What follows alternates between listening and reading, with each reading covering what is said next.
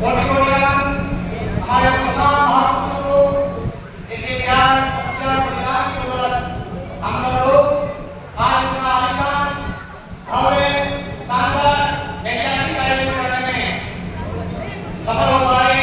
उन तमाम महापुरुषों को भी वर्तमान मंच पर मध्यस्थ वेदिका के बुजुर्गों, नौजवान युवा साथियों, भारत शक्ति आप सभी को विनती कर रहे हैं।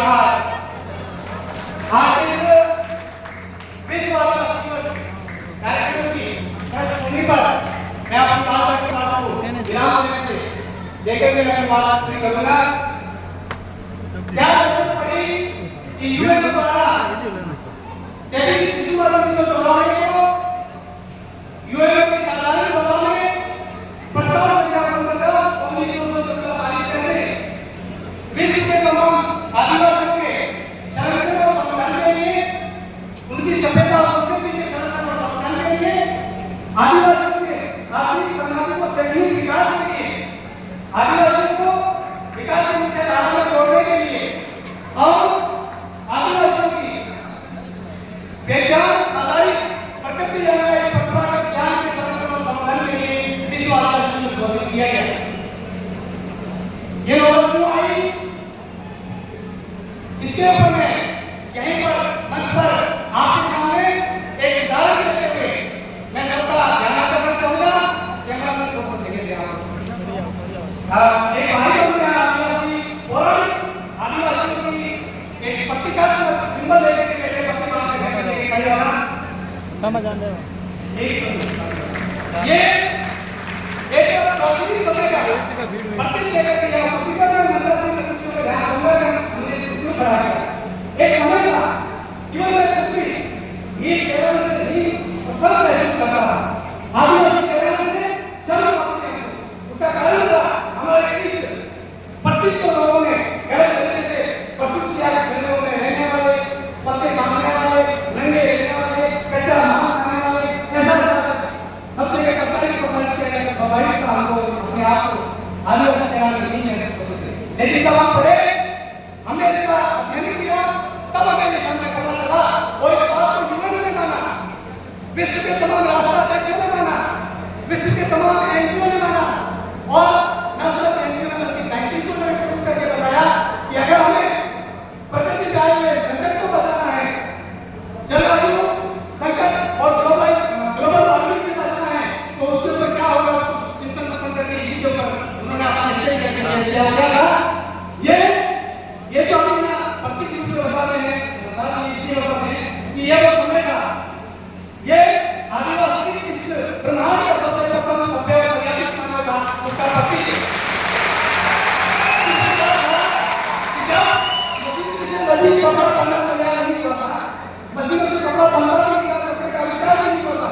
उससे पहले आदिवासी ने मर्यादित और सभ्य जीवन जीने के लिए उन्होंने प्राकृतिक तत्वों को कपड़े बना करके कपड़े पहनने की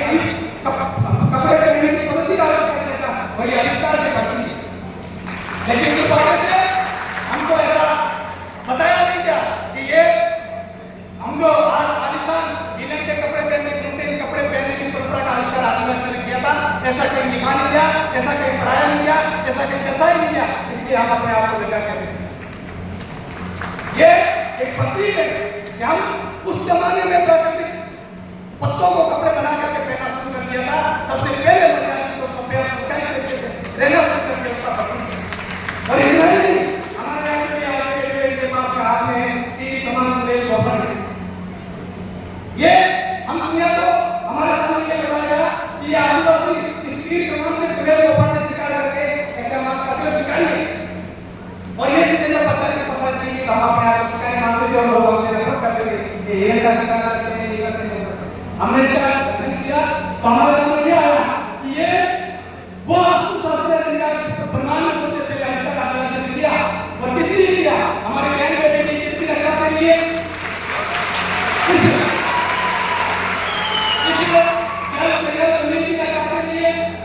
मातृभूमि की रक्षा के लिए हमने विवेक को पढ़ती कमान का आविष्कार किया। और कठिनाई नहीं, इसका इतिहास रहा है। हमने इसी विवेक को से इसी तीर कमान से बोला बात को हराया है। इसी विवेक को से हमने हमारे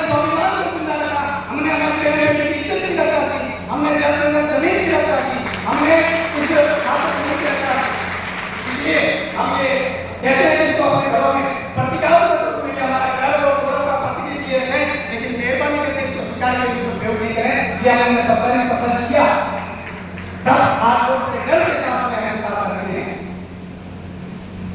और इसका ऐतिहासिक भव्य हमारा जो गौरवशाली इतिहास रहा, उनको कहीं किताबों में जगह नहीं मिली। हम आविष्कार करेंगे नहीं, हमको कच्चा नाम खाने वालों को हमने देख दिया कि सबसे पहले हल्दी का आविष्कार किसने किया, जिसको लगी कहने में पकड़ने आते हैं।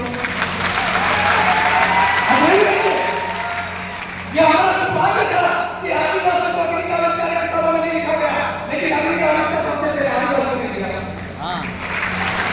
हम लेकिन धीरे धीरे जब मनुष्य विकसित होने लगा, हमने बीज बो करके सिर्फ ये अग्नि का आविष्कार किया, कपड़ों पहनने की परंपराओं का आविष्कार नहीं है। तमाम जो प्रारंभिक आविष्कार थे, बीज बो करके खेती बाड़ी करने का आविष्कार आदिवासियों ने किया, पहिए का आविष्कार करके गाड़ियां चलाने चलती है उनका आविष्कार आदिवासियों ने किया। और इतना ही नहीं, चिकित्सा पद्धतियां जितनी भी थी उस जमाने की, उन सारे आयुर्वेद जो कहते हैं उनका आविष्कार आदिवासियों ने किया था। और आज भी हमारे गांव में कहीं ना कहीं ऐसे बुजुर्ग महिलाएं, बुजुर्ग हमारे जो दादा बुजुर्ग वो भी बता देते हैं, हमारे यहाँ एक जो फसल होती है उसे देखा याद हो पाता है, जड़ी बूटियां जिनसे हमारा याद होता है, उन जड़ी बूटियों के आविष्कार करना आदिवासी।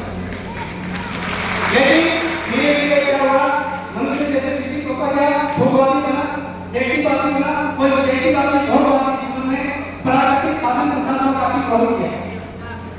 और प्राकृतिक साधन संसाधनों के अतिक्रमण की वजह से प्रकृति संकट में आई, प्रकृति के ऊपर संकट आने लगा। और न सिर्फ प्रकृति के ऊपर संकट आया, इस अतिक्रमण की प्रवृत्ति ने प्राणी मात्र को, तमाम प्राणियों को और मनुष्य को संकटग्रस्त बना दिया। तब इसको लेकर के यूएन द्वारा 3 परिषदों का आयोजन किया गया। 1972 में इसको चिंतन किया गया कि किस प्रकार मानव जीवन के अस्तित्व को बचाया जाए, प्राणी मात्र के ऊपर आए खतरे को बचाया जाए। और उसके बाद एक दशक के बाद 1982 में केन्या में उन्हें दूसरी परिषद हुई और ऐसी ही तृतीय परिषद 1992 में जब विश्व के तमाम राष्ट्रों के राष्ट्र थे, तमाम साइंटिस्ट, तमाम एनजीओ एक 1000 उनके जो प्रतिनिधि और more than 600 पत्रकार उसको कवरेज करने के लिए यूएन में यूएन का कॉन्फ्रेंस हो रहा था जलवायु संकट को लेकर के। तभी ब्राजील के पास में कोको आदिवासी में वहां पर 58 के लोग आदिवासियों का प्रतिनिधि मंडल वहां पर विचार विमर्श कर रहा था। वो आदिवासियों की कॉन्फ्रेंस से साल लेकर के आदिवासियों का प्रतिनिधि मंडल भी तृतीय परिषद में पहुंचा। वहां उन्होंने अपनी बात रखी और काफी ज्ञान उत्पन्न के बाद में पता चला कि अगर प्राणों को बचाना होगा, प्रकृति को बचाना होगा, आदिवासियों को बचाना होगा, आदिवासियों के जीवन मूल्यों को समझना होगा, आदिवासियों के परंपरागत ज्ञान का संरक्षण और संवर्धन करना होगा। इसका का उदाहरण उन्होंने बताया। और आज अपने भारत में भी जाके देखिए, राजस्थान में जाके देखिए, हम लोग निरंतर घूमते हैं, आप जाके सबसे पहले भाषा कैसे जाना, आदिवासी बचाओ जंगल लगते हैं, जहाँ आदिवासी पौधे हैं वहाँ पर क्योंकि आदिवासी हमेशा प्रकृति अनुयायी और प्रकृति संरक्षक और प्रकृति रक्षक रहा है। उन्होंने नदी नालों की पूजा की है, पेड़ पत्तों की पूजा की है। और इवन मैं कई बार बताता हूँ ये जो पीपल जो है उसकी पूजा की है। इनकी भी पीपल के महत्व को भी सबसे पहले आदिवासियों ने समझा। हो सकता है उस समय में कोई CO2 का पता नहीं था, कार्बन डाइऑक्साइड ऑक्सीजन का पता नहीं था, लेकिन जब वो जंगलों में सोते थे, जिस पेड़ के नीचे सोते थे, शाम को दम लगती थी तो कहते थे इस पेड़ के नीचे नहीं सोना है। और कुछ पेड़ के नीचे सोने से उनको आराम मिलता था तो कहते इस पेड़ को काटना नहीं है, उसकी पूजा सब करनी थी। वो भी हमारी भाषा में शुरू की। समय आगे में ज्यादा समय नहीं लूंगा, मैं बात को संक्षिप्त करके कहना चाह रहा था कि यूएन द्वारा ये विश्व के तमाम राष्ट्रों को पहली बार 1992 में एक कॉन्फ्रेंस प्रस्ताव पारित किया गया और उसके अंदर सभी सार्वजनिक अलग-अलग आदिवासियों को विकास के कारण में रोकने के लिए अलग-अलग आर्टिकल बना करके तमाम राष्ट्रीय देशों को संदेश दिया कि अपने अपने देश में जहाँ आदिवासी रह रहे हैं उनके संरक्षण और संवर्धन का काम करें और उनको विकास की मुख्य धारा में जोड़ें और उनका जो प्राकृतिक विज्ञान आधारित जो ज्ञान है उसका संरक्षण और संवर्धन करें। और उस कड़ी में पहली बार यूएन द्वारा जेनेवा में 1992 में प्रथम विश्व महासम्मेलन को बुलाया और उससे लेकर के निरंतर यहाँ हो रहा है। ये कहानी की शुरुआत आज से करीबन 14 साल पहले इसी समारोह में 2010 में हमने ये कार्यक्रम किया। तब हम प्रचार प्रसार करने गए। आज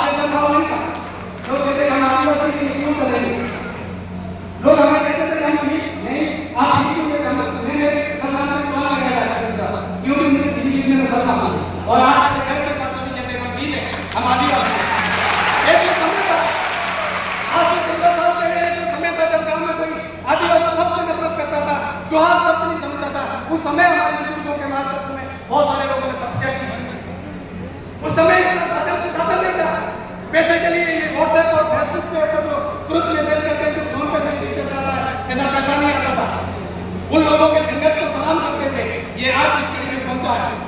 इस विश्व आदिवासी दिवस की शोभा बढ़ा रहे 85 अतिथियों का मैं महत्वपूर्ण चीज पर ध्यान आकर्षण करते हुए आदरणीय विधायक महोदय विनय जी को और आदरणीय स्वरूप सिंह जी को एक पत्रावली भेंट करते हुए, वो पत्रावली हमने आदिराम जी को इस अभी जो विधानसभा सत्र से पहले भेंट की थी, और मैं चाहूंगा एक बार आदिराम जी के लिए जोरदार तालियां बजाएं।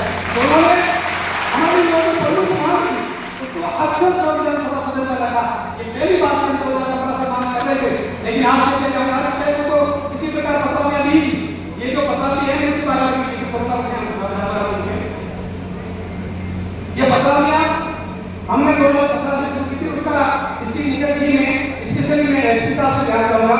हमेशा हम आदिवासी सामूहिकता में विश्वास करते हैं, स्वास्थ्य में विश्वास करते हैं, और अपने यहाँ भी लाशिया आप लोगों ने देखा होगा, नेत्र देखा होगा, ये हमारी सामूहिकता का परिचय। नेत्र की परंपरा हुई, अपने खेतों में जब लाशियां लेके जाते हैं, घर में काम होने पर तो 4 लोग मिलकर के लाशियां करते हैं, हमारी सामूहिकता का जो प्रतीक है। और आदिवासी में ये सामूहिकता है, एक भाई अगर कमजोर होगा तो दूसरा भाई उसको हाथ पकड़ करके उसको सकता है।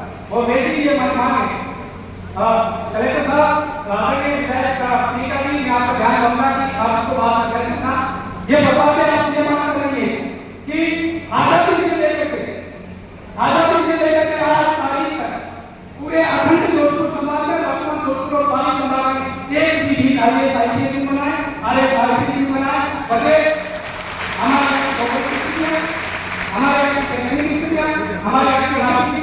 हमारे सामाजिक स्थितियां उतनी अनुकूल नहीं है जितनी होनी चाहिए। इस वजह से हमारे सिर्फ प्रशासनिक को तो बात कर रहा है, पिछले किसी से उदाहरण देना, राजस्थान पुलिस कांस्टेबल की तो कुछ ही बची, उसमें जालों में 21 कांस्टेबल, उस 21 में एक भी संघ भी करना नहीं हुआ। जालों में बारहवें में 6 उस 6 में एक भी बारहवें से लेकर 20 तक नहीं हुआ। और फिर बारहवें की नहीं, जैसलमेर के अंदर 4 उसमें एक भी रीजन नहीं हुआ। और पूरे जोधपुर समाज में जितने रीजन थी उसमें मात्र एक रीजन नहीं हुआ, जोधपुर ग्रामीण से हमारे बता सकता। ये दुखद हालात है, इन दुखद हालातों का समाधान विधानसभा सदन में होगा। और ये बात ये कह रही है, ये जो पत्रावली है, ये आपको कह रही है कि आप विधानसभा सदन में इस मांग कर रहे हैं, और ये मांग संविधान के आर्टिकल संविधान का आर्टिकल